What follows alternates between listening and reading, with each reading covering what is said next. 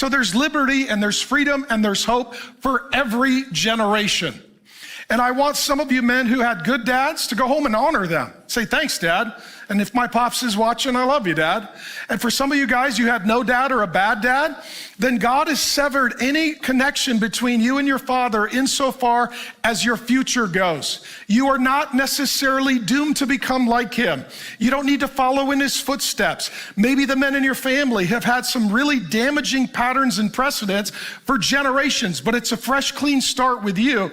What they have done is not what you have done, and who you are is not who they are. And so there's a fresh start.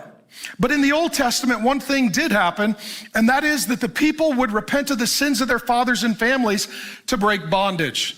By confessing sin of your family, starting with your father, you are not taking responsibility for them, but you're agreeing with God.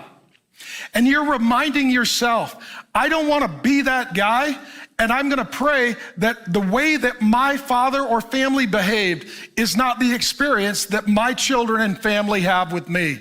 Here's one of many examples. Nehemiah 1:6-7.